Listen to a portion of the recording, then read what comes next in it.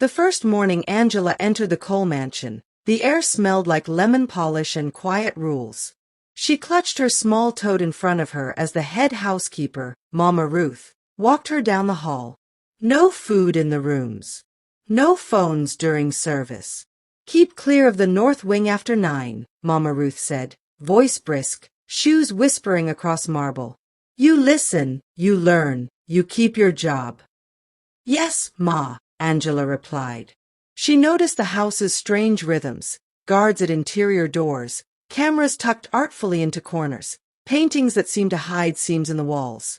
She was used to wealthy people's oddities, but this place felt alert, like it was holding its breath. They paused at a portrait of a tall man with silver at his temples and a steady gaze. Mr. Raymond Cole, Mama Ruth said, softening. Built shipping lanes when people said it couldn't be done. Stubborn as brick. Good to the staff, when he's not carrying the world on his back. I'll do my best, Angela said. She was assigned to the study, guest rooms, and the library, dusting, inventorying, polishing glass. By noon she knew where the sunlight fell in ribbons, where a floorboard near the library creaked, and where a draft snuck beneath a hidden door at the back of the shelves. She kept that last discovery to herself. New maids who asked questions didn't last long. At lunch, she sat at the servants' table with Idris the driver and 2 junior guards who never smiled. Idris winked. First week is the longest year. You sing while you work. I pray while I work, Angela said, smiling. It makes the dust less proud. That evening she polished Mr. Cole's desk with slow, careful circles. A paper shifted, a folded note slid free and lodged against her wrist. She froze, then tucked it back, then hesitated. Her mother's hospital bill lived in Angela's mind like a drumbeat. Honesty did too. She unfolded the note. We strike at midnight. No one must know. The room went cold. She refolded the paper and placed it where she found it, exactly, precisely, and forced herself to keep polishing. The lemon scent turned bitter. Somewhere beyond the glass, the mansion's floodlights flickered, then steadied, like an eye warning her to blink. Angela tried to rationalize the note while she changed bed linens in guest suite C. Maybe it was about a surprise party, a dramatic business play, some rich people prank. But the words had the clipped tone of menace. We strike at midnight. No one must know. After dinner service, Mama Ruth dismissed the staff with a wave. Early night, she announced. Storm's coming. Lock the terrace door in the library. Wind has hands. Angela carried the key, thinking of wind with hands. In the library, her feet sank into thick rugs. The terrace doors gleamed like mirrors, showing her small shape moving through a giant's world. As she turned the lock, the draft from the shelf seemed tickled her cheek again. She pressed her palm against the panel. It was cooler than the rest. Footsteps approached. She sprang back into the open space and began dusting the globe as if lives depended on it. New girl. The voice was smooth, amused. A tall man in a charcoal suit stood in the doorway, a wine glass in his hand. Angela, right? Yes, sir. She recognized him from the portrait. Mr. Cole, in motion and alive, fewer years in the eyes but the same hawk's attention. You handle books gently, he said, watching her lift a volume with 2 hands. Some people snap spines like they snap promises. I like things to last, Angela said. Spines too. He smiled faintly. Wise. What village taught you that? Iramu, she said. Where my mother taught me not to touch what I can't carry. Carry this then, he said, handing her the wine glass. He adjusted a frame, found something he didn't like, adjusted it again. You'll do well here if you remember 2 things. First, people lie. Second, houses don't. He left as lightly as he arrived. Angela stood very still, listening to the house. Beyond the glass, thunder rolled far away. On her way to the quarters, she passed Security Chief Kane in the corridor. A thick-shouldered, precise man with clipped hair and eyes like shut doors. His radio crackled on his hip. "Good night, Chief," she said. He nodded without warmth. "Stay off the back corridors after lights out," he said. "Certain systems are armed. Systems. Motion sensors. And other things."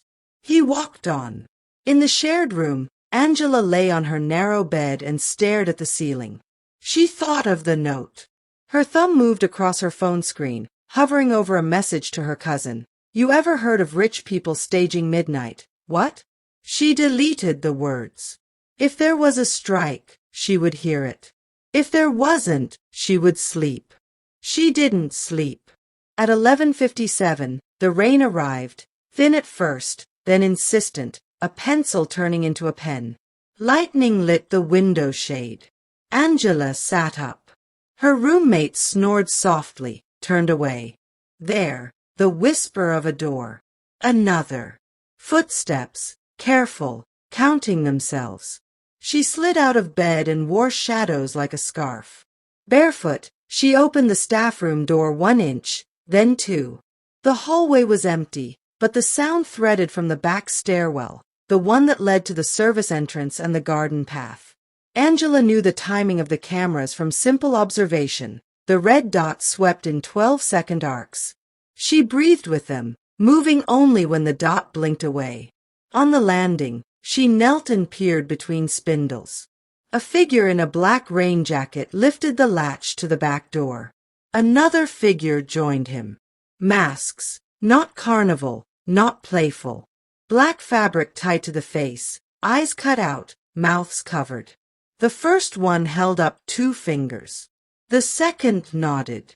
Her breath thudded in her ears. She looked for the posted guard and saw none. The chair beside the door was empty, a heavy jacket thrown across it like a decoy. Her stomach went cold. She reached for the staff phone mounted on the wall, then stopped when she saw the cord cleanly severed. No jagged edge, no accident. This was the kind of tidy cut a patient trader makes, days in advance, waiting for the clock to strike. Angela retreated on hands and knees, 1 step at a time, until she could stand without making the stairs sing. She turned toward the main corridor, but the elevator chimed softly and the doors opened. Security Chief Kane stepped out, alone, hatless, as if weather didn't dare touch him. He looked up. Their eyes met. Something like recognition, no calculation, moved across his face. "What are you doing up?" he asked quietly. "I heard thunder," Angela said, equally quiet. He studied her. The radio at his shoulder hissed, then fell silent. "Back to bed," he said. "Storm makes noises that sound like trouble." Her mind screamed a choice at her. Tell him you saw the masks, or live to act. She nodded, lowered her eyes, and walked back toward the staff wing, counting steps. When she passed the first camera, she let the red dot wash over her like a blessing and then slid into the laundry room instead of her corridor.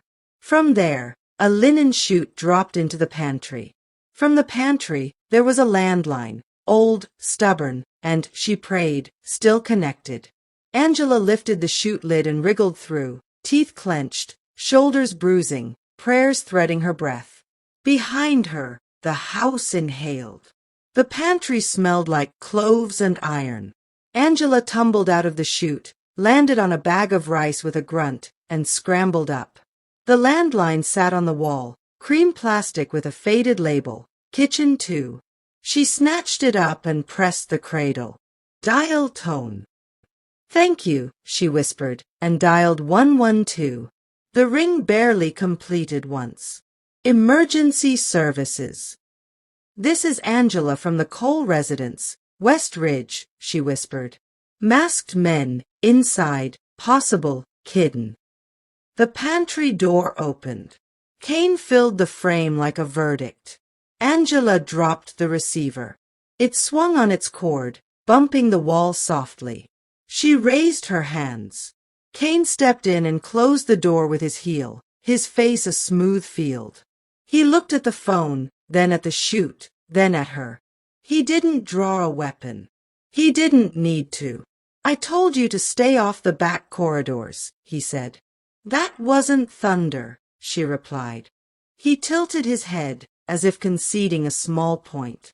You work in a big house, and you think it's your house. That's how little people get crushed. Her fear curdled into anger. Little people often hold the beams, she said. A muscle jumped in his jaw.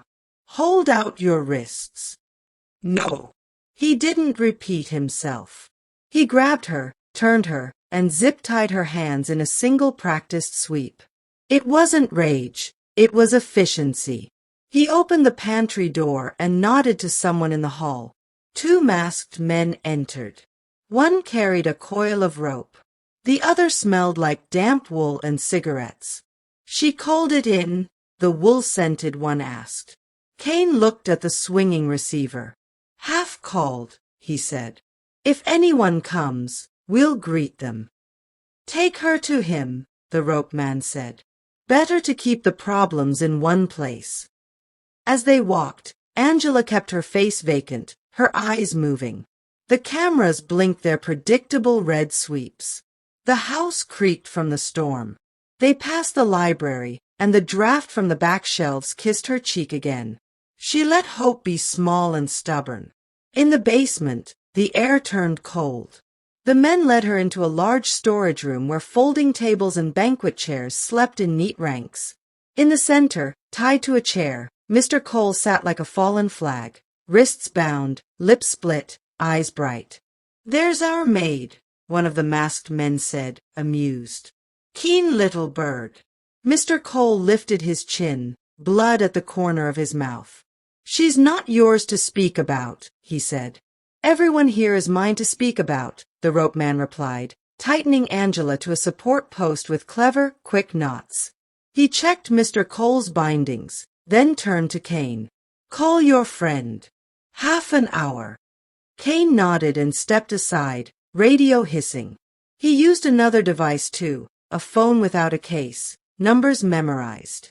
Everything is on schedule, he said, voice low. Dawn pickup. No changes. Angela strained against the rope, found no slack, and went still. Rope liked patience. Knots liked attention. People liked to be watched, even when they thought they were predators.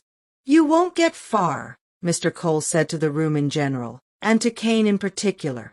The police. The police love me, Kane said simply. And you taught them to love you.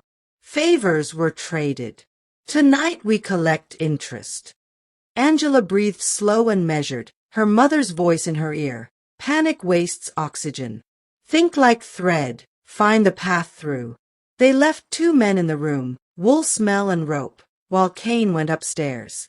Mr. Cole watched Angela as if watching himself, searching for the smallest hinge that might turn a door. Angela shifted her wrists experimentally, found the knot unforgiving, and relaxed again. She slid her gaze across the room, vents high on the wall, a utility sink, a steel shelf with supplies, batteries, tape, a toolbox. Rope leaned against the shelf, scanning his phone, confidence draped across him like a coat. Will moved restlessly, eyes flicking to the hall. Don't like basements, he muttered. Basements don't care, Mr. Cole said. But roofs will remember. Quiet, Rope snapped without looking up. Angela cleared her throat. Sir, she said to Mr. Cole, in the most ordinary work voice she could muster. Did you want me to finish the inventory in the north storage later? Rope snorted. Inventory your prayers. Mr. Cole's eyes sharpened. Yes, Angela. Check the finished china. Finished. Angela repeated the word in her head and mirrored it against the house's spine. In the library, the draft came from a seam near the finial of the central shelf. Her mind jumped from finish to finial like stepping stones. She had no idea if he meant it or if she was inventing a code to stay sane. She chose belief. Belief keeps hands steady. She swallowed and let her head drop as if defeated. Her chin brushed the knot. The rope burned her skin. She pressed the bobby pin tucked in her hair deeper against her scalp. She couldn't reach it with bound hands. But if she scraped her head against the post, she might dislodge it. She started to sob, small, embarrassed sounds. Will looked over, discomfort on his face. Rope smirked. "First time?" he asked. "You get used to fear." "You don't," Mr. Cole said. "You only get used to choices." Angela shook with theatrical sobs, dropping her head, scraping her curls along the rough post. A strand snagged, tugged, and with it the bobby pin slipped downward. She let her tears hide the small click as metal kissed tile.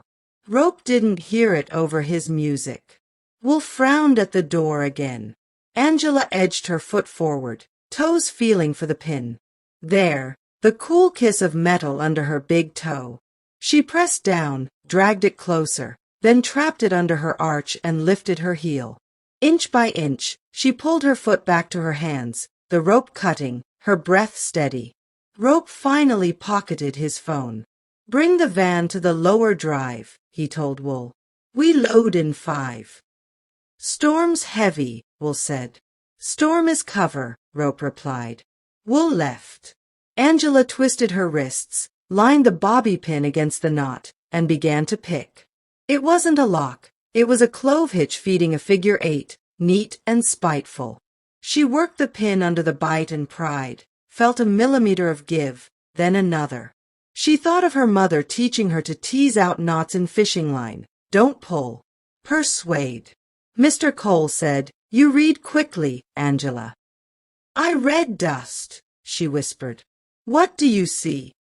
"I see a door behind the books," she said.